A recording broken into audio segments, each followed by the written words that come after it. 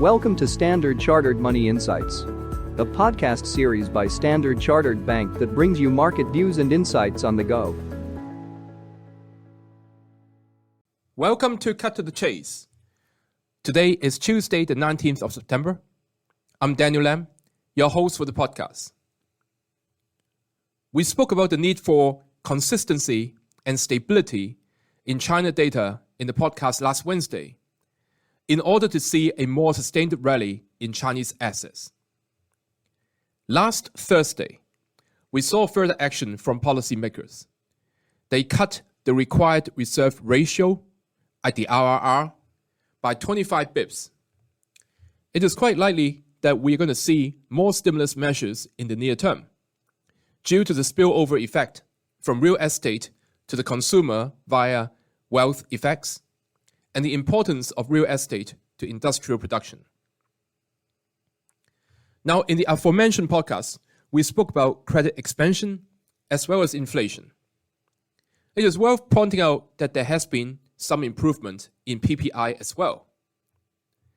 This is important because it can be a prelude to bottoming industrial profits and finished goods inventories.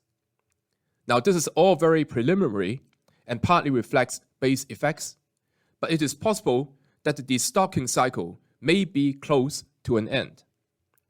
While the recent improvement in PPI may simply reflect the recent rise in oil prices, but if it were to be sustained, it would mitigate concerns about excess capacity, a key risk to China's economic outlook, as falling prices for both economic goods and financial assets could weigh further on corporate and consumer risk appetite. However, the consumption or the consumer is one of the biggest risks to a sustained economic recovery in China.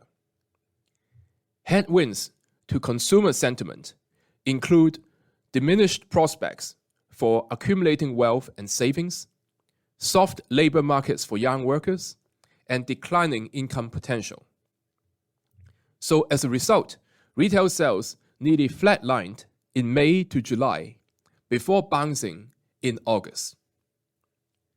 The negative impact on consumer sentiment from declining savings prospects is reflected in the decline in equity and real estate prices. So for example, the housing market continues to contract, with real estate investment and housing floor space sold both falling further in the month of August. Housing prices also continue to drop. The latest 70-city house price index showed a further decline even in Tier 1 cities. So overall, more needs to be done in order to help the China economy to recover further. While the longer-term goal of the authorities is to transform China's economy into a consumer and services-led one, the manufacturing and investment parts of the economy may need to be taken care of as well in order to lead to a more sustained improvement in the economy. That is all from me for today. As always, if you enjoy this podcast, please don't forget to rate and like it. Thanks for listening, and we wish you a happy day ahead. Thank you for listening to Standard Chartered Money Insights, a podcast series by Standard Chartered Bank. For more details, visit Market Views on the Go on our website or click the link in the description.